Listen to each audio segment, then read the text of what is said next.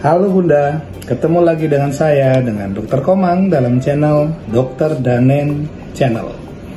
Oke, saat ini kita akan membahas tentang bagaimana sih cara merawat tali pusat pada bayi yang baru lahir. Untuk topik kali ini merupakan special request dari ibu-ibu bidan yang bertugas di kabupaten tempat saya bekerja.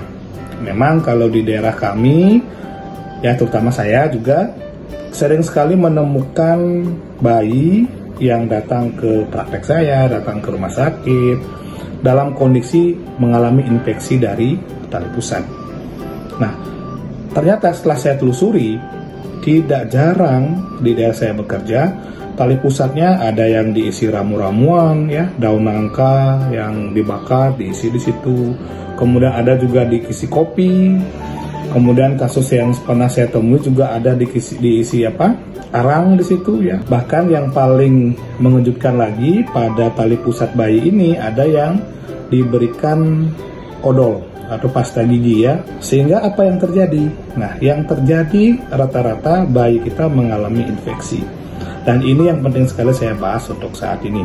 Nah, untuk Bunda yang baru bergabung di channel ini, jangan lupa klik subscribe, like, komen, dan share kepada Bunda yang lain agar Bunda yang lain mendapatkan informasi yang bermanfaat juga.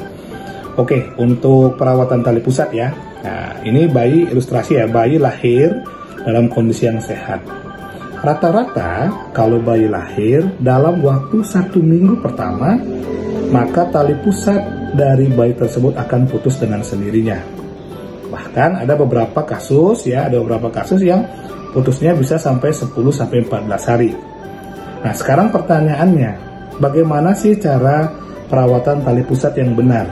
Nah, cara perawatan tali pusat yang benar berdasarkan rekomendasi, ya, sekali lagi rekomendasi dari Ikatan Dokter Anak Indonesia, dan sudah ada kajian ilmiah untuk ini yang dihubungkan dengan infeksi atau kematian pada bayi. Cara perawatan untuk tali pusat pada bayi yang paling benar adalah perawatan kering dan bersih. Ya, nah pada tali pusat bayi, usahakan kondisinya selalu dalam kondisi yang kering. Kemudian jaga kebersihan dari tali pusat bayi Bunda di rumah. Jangan Bunda menambahkan dengan ramuan-ramuan ajaib yang lain. Ya, meskipun mohon maaf, bukan saya tidak percaya dengan pengobatan tradisional, tapi beberapa pengobatan tradisional marilah kita kaji lagi. Ya, kaji lagi berdasarkan kasus-kasus yang ada, kita lihat case by case, ya, kasus demi kasus. Ketika kita berikan ramuan ini, apakah efeknya seperti apa? Oh, ternyata ada yang infeksi, oh ternyata ada yang kejang-kejang, ternyata ada yang meninggal gitu. Mari kita evaluasi lagi, ya, buka wawasan kita supaya ilmu dari ilmu kesehatan dari dokter, dari bidan itu bisa kita terima dengan baik agar anak-anak kita atau bayi-bayi kita selalu dalam kondisi yang sehat. Oke, itu yang pertama. Terus yang kedua, ketika nanti bayinya memakai popok atau pakai yang lain, pakai celana, pakai apa, usahakan tali pusatnya tidak ikut, misalkan ini tali pusat, ya, tali pusat jangan ikut tertempel, ya. Nah, misalkan kalau pakai popok dia di bawah, di popoknya ini tetap tali pusatnya tetap mengambang. Fungsinya untuk apa? Supaya tali pusat ini misalkan kalau masuk ke dalam di popok dimasukin begini, takutnya nanti tali pusat ini terkontaminasi dengan air kencing sama tinjanya si bayi. Tuh. Nah, kemudian waktu mandi, ya itu yang kedua tadi. Yang ketiga, waktu mandi apa yang Bunda lakukan? Waktu mandi jaga tali pusatnya supaya tidak basah. Ya, kemudian tali pusatnya jangan dibersihkan dengan sabun, jangan dibersihkan dengan cairan yang lain. Cukup jaga kekeringannya, ya. Nah itu kalau dia apalagi dikasih ramuan apa itu jangan, ya. Nah kemudian ketika habis mandi, tali pusat ini tetap dijaga kondisinya terbuka. Tidak usah Bunda dikasih kain kasa, kemudian dikasih betadine, dikasih apapun, tidak usah. Tetap jaga supaya tali pusatnya ini tetap kering dan bersih.